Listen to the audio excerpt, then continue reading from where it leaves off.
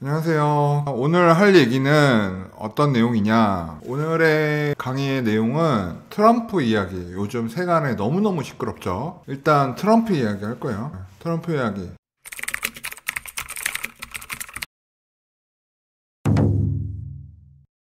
과거의 상황을 통해서 이번 상황을 돌이켜보면, 일단은 트럼프가 어차피 중국이랑 거래를 안 하고 또 뭐 캐나다랑 거래를 안 하고 멕시코랑 거래를 안 하면 결국에는 그 혜택을 누가 보게 되는지 따져봐야 되잖아요. 자, 보면 일단은 뭐 배달 트럭, 픽업 트럭이라고 하죠. 멕시코에서 굉장히 많이 오는데, 이번에 기아에서도 픽업 트럭 나왔는데 굉장히 잘 만들었더라고요. 그래서 어떤 이런 트럭류에 대한 차량, 우리나라에서 수출 경쟁이 강화될 수 있는 부분인 거고, 전선 이런 거 중국산도 많이 나가고 멕시코산도 많이 나가는데, 이런 부분도 우리나라 석유화학 제품들, 회사들 굉장히 잘하잖아요. 그리고 컴퓨터 같은 경우도 이제 중국 수입이 굉장히 많단 말이죠. 우리나라 컴퓨터 잘 만들잖아요. 그래서 이런 부분들도 굉장히 강화될 수 있고, 자동차, 우리나라의 시장 장악력이 굉장히 커질 수 있는 기회라는 부분이에요. 그리고 일단 핸드폰 같은 경우도 지금 아이폰 같은 경우는 중국으로 잡는단 말이죠. 아이폰 대비 가격 경쟁력이 삼성 갤럭시가 생길 수가 있죠. 우리나라 핸드폰, 굉장히 스마트폰, 샤오미, 화웨이 핸드폰 대비 우리나라 폴더오브 폰도 마찬가지지만 가격 경쟁력이 조금 덜하다라는 부분이 있는데, 향후 애플이나 중국 IT 모바일 기기 대비해서 우리나라 모바일 기기가 약진할 수 있는 부분도 분명히 있는 거죠. 방송 장비라든가, 그다음에 전기 배터리 부분 같은 경우 가격 경쟁력이 문제가 되는데, 물론 일본 파나소닉 제품이 가장 비싸긴 하지만 우리나라 제품이 일본 파나소닉 제품 대비 떨어지는 부분이 없기 때문에 중국만 시장 장악력을 줄일 수 있다면 우리나라의 시장 장악력은 더 크게 높아지죠. 그래서 전체적으로 멕시코, 중국, 캐나다하고 미국이 관세 장벽이 조금 높아지면 혜택은 누가 입나 따져보면 일본이랑 대한민국이에요. 유럽 아니잖아요. 중동 아니잖아요. 결국 혜택을 받는 건 누구다? 대한민국이다. 이 부분을 명확히 해야 된다는 거죠. 하나하나 이제 산업별로 따져보면 우리나라 반도체 빼고 얘기할 수 없으니까.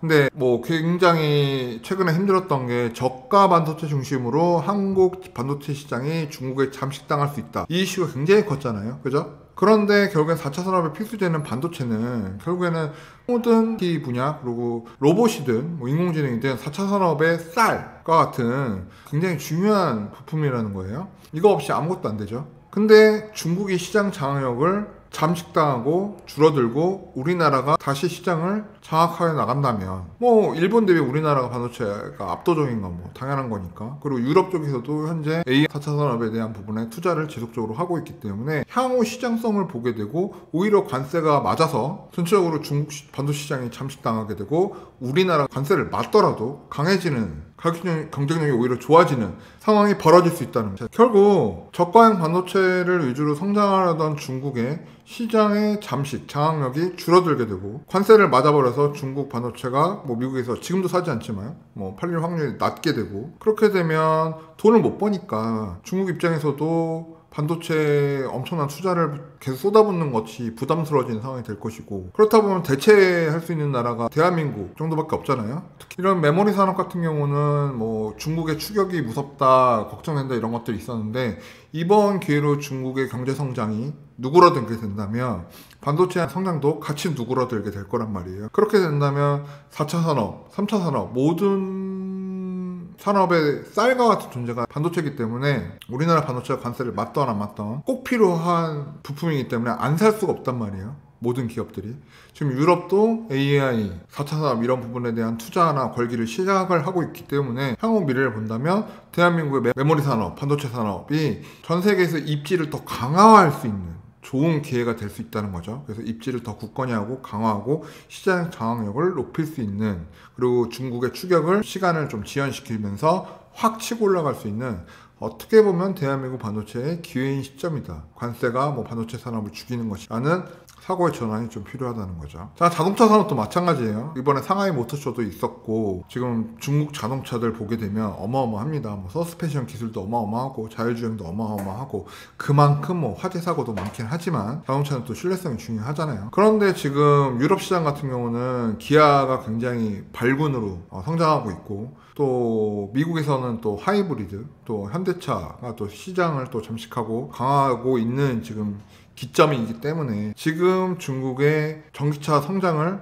좀 누그러뜨리고, 대한민국이 메이저 시장이 바로 미국이고 유럽이잖아요.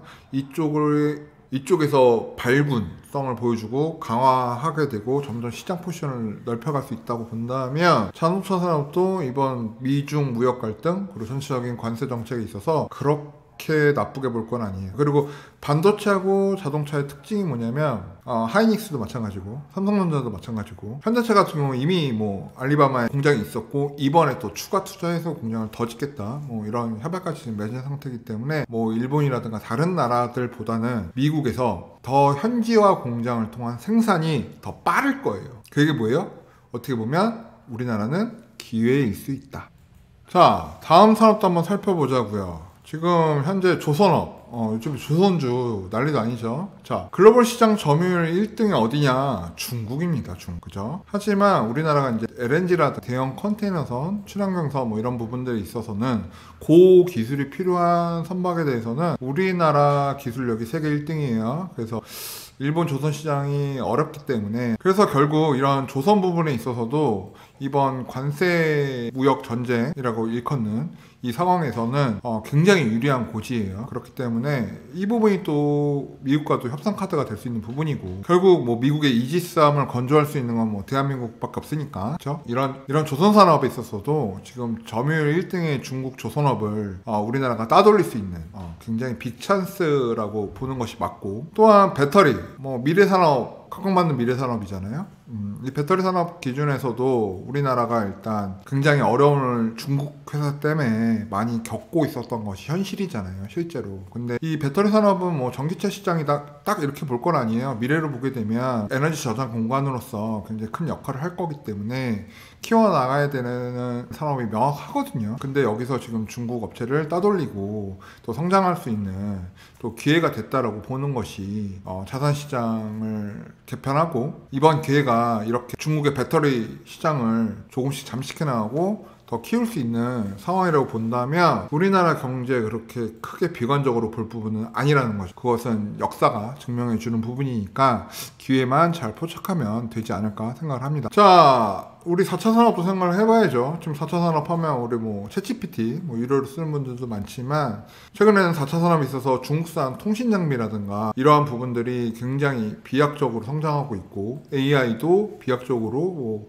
딥시크 사례도 봤지만 중국이 비약적으로 성장하고 있다는 거 확인했잖아요. 하지만 여기서 중국에 대한 어떤 신뢰성 문제, 뭐 개인정보를 가져간다, 뭐 이런 부분들이 미국들이 압박을 해나가면서 결국은 다채로운 패널과 기술 개발이 필요로 하는 시장이 열릴 거예요. 유럽 시장도 있고 또 동남아시아 시장도 있고 하기 때문에 우리나라도 자체적으로 이번 기회에 중국이 조금 누그러들 때 빠르게 투자해서 이 부분들에 있어서 어떤 성과를 낸다면 4차 산업에 또 뒤지지 않는 또 상황을 또 만들 수 않을까 생각을 해야 된다는 거죠. 이대로 가다가는 우리가 뭐 중국 로봇 수입하게 생겼어요. 그리고 중국의 무슨 자동화 기술 수입하게 생겼고 왜냐면 미국 건 또 비싸니까 또 이런 일이 벌어질 거라는 거죠. 그래서 공장 자동화라든가 자율주행이라든가 로봇이라든가 AI라든가 이런 부분들에 있어서 우리나라도 빠르게 성장을 해서 그런 부분들을 수출할 수 있는 부분이 될 수 있는 기회가 왔다라고 보여야 하는 것이 명확하다는 거죠.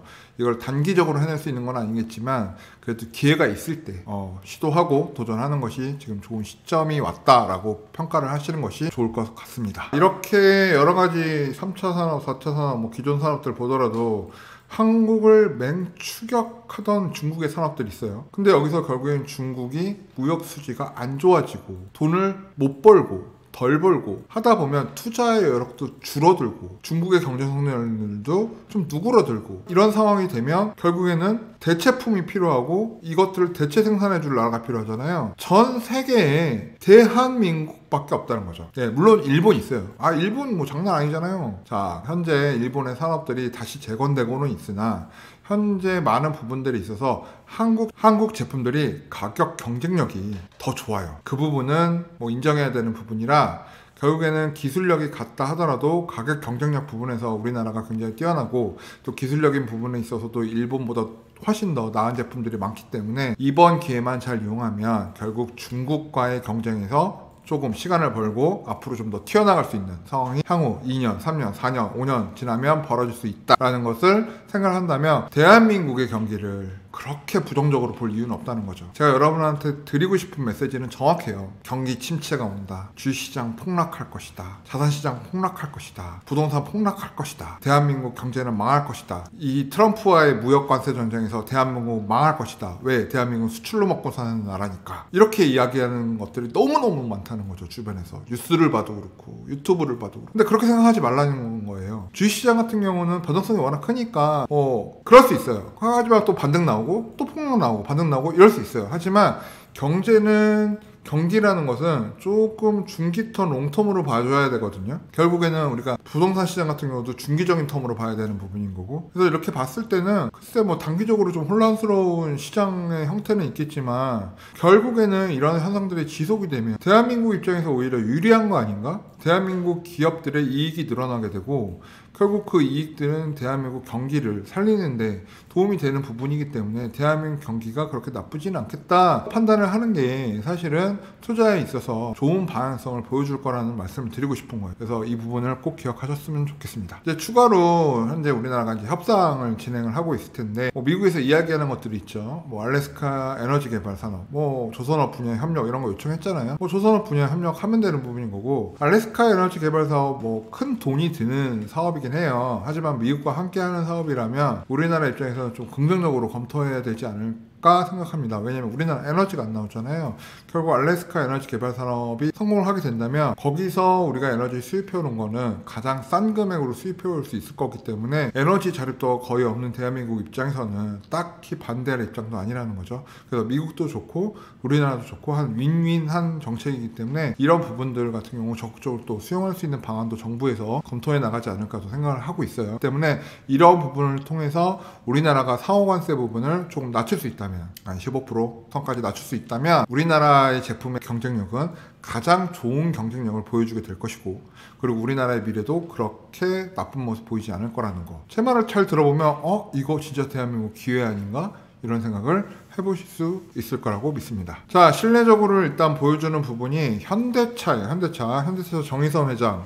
결국엔 관세 이슈 터지자마자 미국 날아갔죠. 미국 날아가서 결국에는 LNG 가스 구매 약속도 하고 현대차의 완성차 생산 체계를 미국에서 좀 더 확대를 하고, 또 현대제철소도 미국 내에 건설을 해서 생산하기로 했고, 그리고 소형 모듈 원자료 SMR, 제가 굉장히 좋아하는 SMR 부분에서도 에너지 협력하겠다. 이런 부분들 굉장히 현대에서 잘 해왔고, 결국 SMR 건설 이런 부분이 있어서도 현대가 굉장히 많이 참여하는 부분이기 때문에 이런 부분들 또 선제적으로 가서 발표하고 트럼프 이렇게 우쭈쭈 해주고 잘 협약을 한 것 같습니다. 그 부분을 본다면 현대차뿐만 아니라 이제 삼성전자라든가 또 LG전자라든가 또 SK하이닉스 이런 부분들도 미국과의 이제 협력 강화가 좀 더 일어날 걸로 당연히 예상되는 부분이고, 이런 것들이 한국 경제를 좀 밝게 해주는 부분 아닌가. 또 한편에 이런 말씀하시는 분들이 있어요. 그렇게 미국에서 다 제작하고 생산하면은 미국 내 블루칼라 일자리는 늘어나겠지만 한국의 제조업, 한국의 블루칼라들은 좀 더 쇠퇴하고 국내 소득이 줄어드는 거 아니냐라는 말씀들을 많이 하세요. 자, 기업이 돈을 많이 벌어야 한국에서도 생산을 더 많이 할 수 있고 더 투자를 많이 할 수 있는 거예요. 기업이 없으면 미국에서 안 만들어. 그래서 미국에서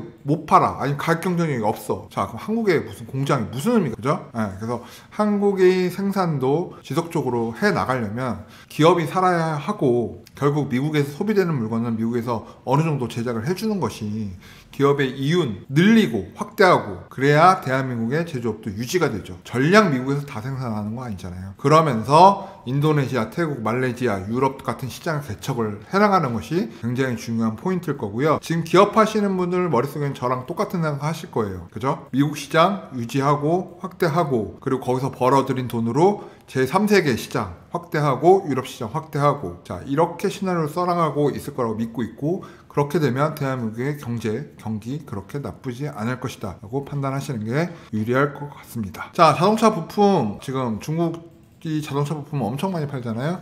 그래서 이런 수출이 정체되고 있는데 결국에 이런 부분들도 극복 가능한 부분인 거고, 그리고 현재 하이브리드 차량이 큰 폭으로 증가하고 있어요. 그리고 내연기관 차량 증가도 굉장히 강하고, 내연기관 차량의 이런 증가세도 하이브리드 차량 혹은 그 이상의 전기차의 복합 차량 방식들 여러 가지들을 개발하면서 이 시장도 잠식하려고 대한민국이 굉장히 잘하고 있다는 거예요. 그래서 이런 것들이 시간이 지날수록 점점 더 효과가 나오게 되면 자동차가 보여주는 것처럼 반도체 다른 분야들도 모두 이런 방식의 루트를 걸어가게 되면 굉장히 우리나라의 미래는 밝다라고 말씀을 드리고 싶습니다. 뭐 제조업은 그런데 우리나라 뭐 철강 산업 이런 거 큰일 난 거 아니에요?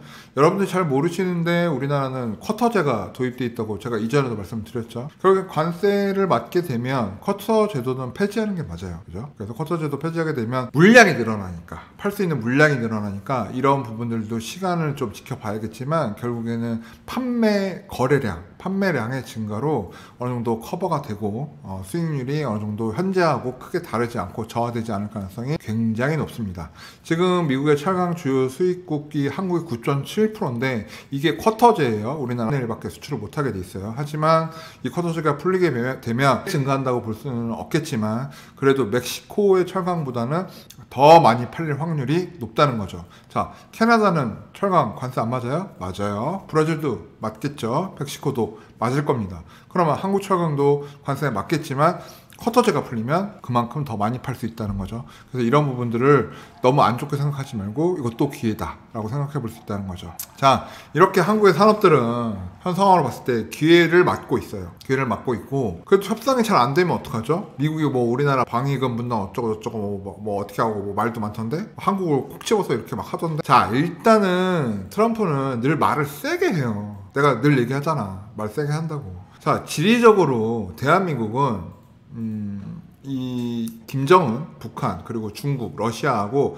가장 근접해 있는 나라예요. 쉽게 말해서 중국과 협력하기 굉장히 쉬운 지리적 요건이 있고 우리나라가 러시아, 북한, 중국과 손을 잡게 되면 미국 입장에서 어떤 결과를 낳게 되냐는 거예요. 단순히 경제적인 이슈, 뭐 산업적인 이슈가 아니라 정치 외교적인 이슈에 있어서도 미국 입장에서는 대한민국은 꼭 자기 편으로 만들어야 되는 지리적 포지션이라는 거예요. 이것이 우리나라가 또 미국하고 협상을 할 수 있다는 거예요. 이거는 뭐 우리나라가 얘기하지 않아도, 이거는 우리나라가 뭐 주장하지 않아도 미국에서 알아서 기어 들어올 수 있는 부분인 거예요. 우리랑 대립각을 크게 세워. 그래서 우리가 중국이랑 손을 잡고 앞으로의 산업을 중국과 함께 하겠다. 그리고 중국의 내수 시장을 대한민국에 열어주겠다. 그래서 대한민국이 미국 수출을 안 하고 전부 다 중국 수출을 턴 돌리고 중국하고 모든 산업에 협약을 다 맺고 이런 식으로 가버려요. 미국 입장에서 어떻게 돼요? 굉장히 큰 실패를 하게 되고 굉장히 큰 손실을 보게 됩니다. 자긍심 가지세요. 결국에는 미국은 우리하고 협상을 해야 되는 입장이라는 거 이해하신다면 일본이나 다른 나라, 유럽이나 이런 나라보다는 좀 더 좋은 조건으로 그것만 하면 돼요. 좀 더 좋은 조건으로 협상이 가능하다. 좋은 조건으로만 협상 가능하면 전체가 관세를 물린 입장에서 우리나라 제품이 가장 가성비가 좋아지는 거 아닙니까? 그죠? 그래서 그런 부분들을 생각해야 됩니다. 뭐 이런 얘기 하시는 분도 있어요. 미국이 소비 침체가 관세를 해서 엄청 무너져서 뭐 망해가지고 우리나라 제품이 가성비가 좋아도 안 팔린다. 소비 침체 일어나서. 자, 제가 말씀드리잖아요. 트럼프는 미국을 망하게 하고 경기 침체를 억지로 만들려고 하는 사람이 아니에요. 잠시 혼란의 시간은 분명히 있겠지만 미국의 경제 성장이 더 빠르고 강하게 가기 위한 정책들이라는 걸 잊지 마세요. 그 부작용으로 그렇게 되는 거 아닙니까? 트럼프 머릿속에서 그 정도 생각 못하고 이 일을 벌이지 않아요. 결국 트럼프가 그렇게 멍청한 비즈니스맨이 아니라는 걸 인식할 필요가 있다는 거죠. 추가적으로 우리나라가 해야 될 숙제가 있죠. 이제 어느 정권이 들어올지 굉장히 중요하겠지만 어느 정권이 들어오더라도 꼭 해야 되는 일이에요. 우리나라가 언제까지 이렇게 중국에 끌려다니고 미국에 끌려다니고 이런 아픔을 또 겪을 수는 없잖아요. 그리고 이게 제가 말씀드렸다시피 6개월 1년 안에 합의가 일어난다 하더라도 또 중국은 중국 나름대로의 앞으로의 미래를 가지고 준비할 것들이 있고 또 미국은 미국 나름대로 또 중국을 따돌리기 위해서 계속 뭔가 준비를 하는 게 있을 거예요. 이 상황에서 우리가 계속 한쪽에 매몰돼서 움직이게 되면 언젠가는 고래 싸움의 새우등이 터지게 될 거란 말이죠. 그죠? 그래서 장기적인 5년, 10년, 15년 뒤를 본다면 우리나라는 이제 베트남, 인도네시아, 인도와 같은 아시아 국가들 있죠. 이제 경제 성장률 막 7%씩 나오고 막 11%씩 나오고 그래서 이들이 이제 소비 국가가 될 거예요. 왜? 인구수가 어마어마하죠.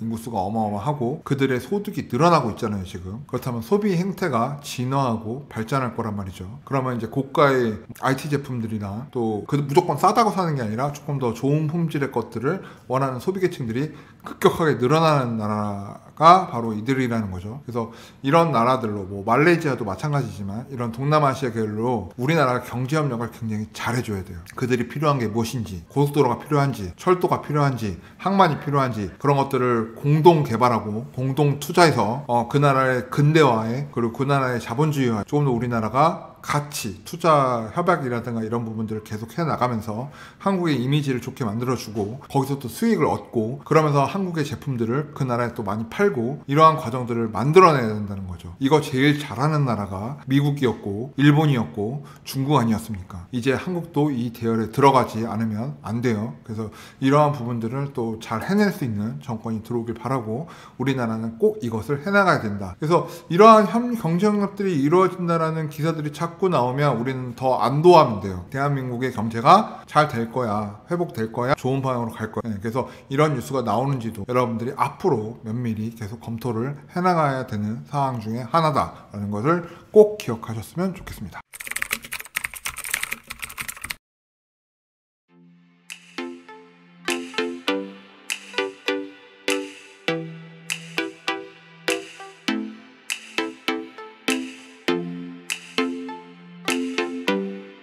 오늘의 영상 도움이 되셨나요? 구독과 좋아요는 저희에게 큰 힘이 됩니다. 오래오래 우리 함께해요.